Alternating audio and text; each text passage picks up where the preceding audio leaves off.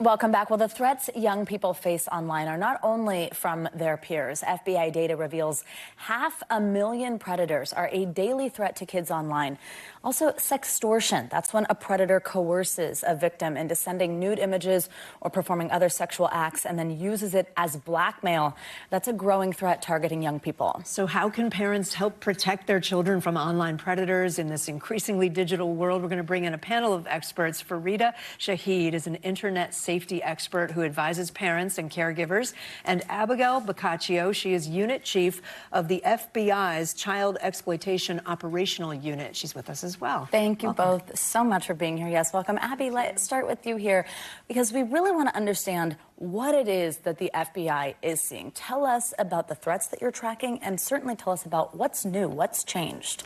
Absolutely. I can tell you over the last 10 or 15 years, the threat landscape with what the FBI is seeing has shifted dramatically. It was very uncommon 10 to 15 years ago to have an individual who was targeted in a traditional sextortion case. That offender could have 200 to 300 victims. That was daunting at the time. Fast forward now to 2024, that is commonplace, both with traditional sextortion and with the financially motivated sextortions. So the reach that technology has given our offenders and the effect that they can have on so many of our children worldwide. You make that distinction right there, like the one with financial. Traditional and financial? Exactly. Yes. Walk us through that, like the kind of traditional predator and then when somebody's actually being extorted for something like money, the difference in those threats. Absolutely. So traditional sextortion is an older threat for the FBI, which we are still seeing active today.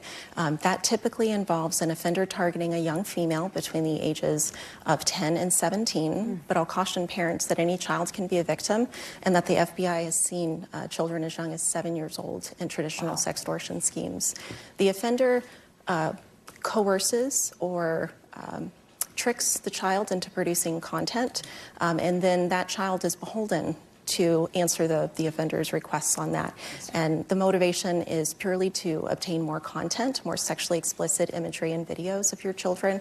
That is the end game for traditional sextortion. Financially motivated sextortion, on the flip side, is the new trend that we've noticed since about 2001. And the scripts are very similar. However, the speed at which the extortion takes place, traditional sextortion can take place over months, if not years. Financially motivated sextortion can take place within 10 minutes. So while you're in the kitchen cooking dinner, your child can be targeted and victimized online. Because it's someone asking for like a nude photo, for example, and then saying, I'm going to release this. Unless you pay me. Absolutely. So the victimization happens very quickly. The offender obtains that explicit image of your child and then immediately moves to a script of extortion. If you don't send me money, it's a financially motivated prong.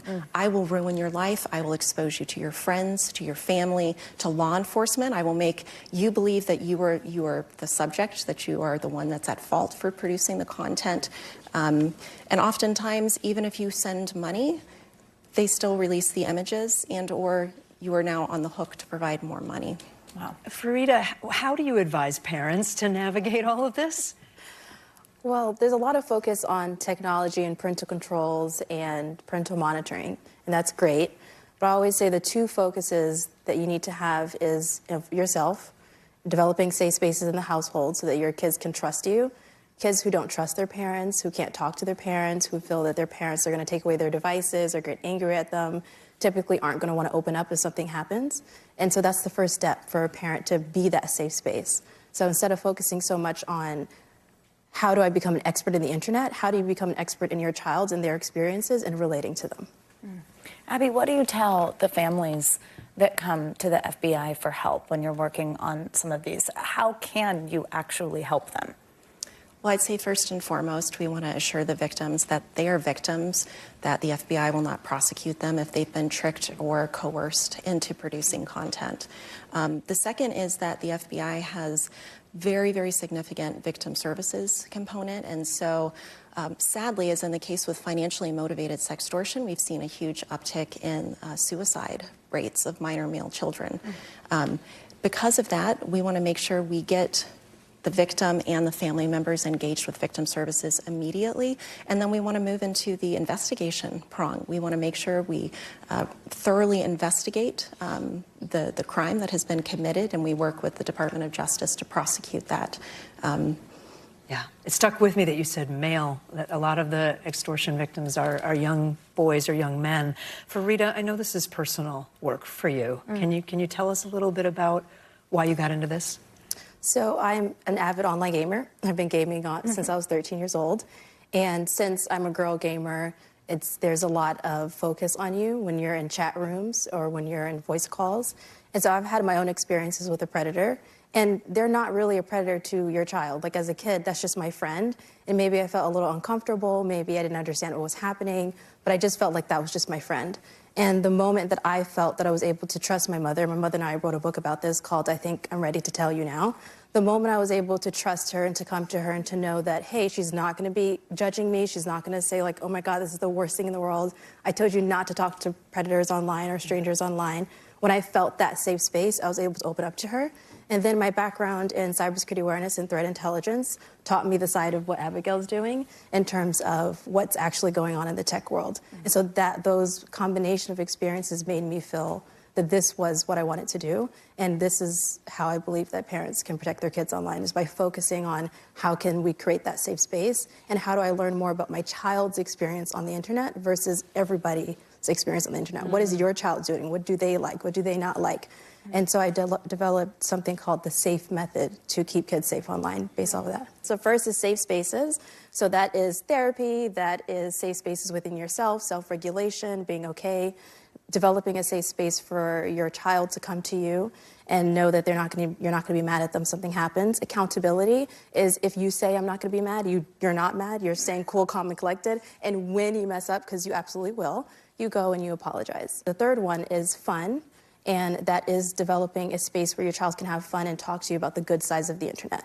If you're so focused on the bad, your child won't want to tell you about the bad, because then they're going to think that, oh, if I tell my parent more about the bad, then they're going to shut down the internet and they're not going to trust me. So developing spaces where your child can have fun with you, to play games with them, to ask them about what they like, share TikTok videos, whatever it is, just have fun. And predators don't like kids that are able to have fun with their parents on the internet. And empathy is developing a space where you can tell your child about your own experiences growing up. Even though you have not grown up in the digital age, you still have experiences that can help you talk to them about what they can do. So whatever, something happened in college, something happened in high school, you can say, well, a bully came to me and said this, and this is how I dealt with it. I understand how it feels. I don't know your space, but I understand how I did it, and this is how I did it. So just opening up, making them realize that you're a human being. Because, as a teen, you're like, oh, they're not human.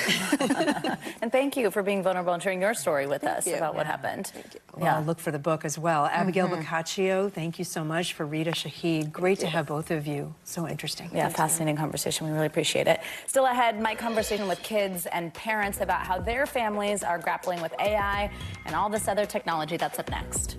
This NBC News Now special town hall is sponsored by Aura, a leader in family online safety. Thanks for watching. Stay updated about breaking news and top stories on the NBC News app or follow us on social media.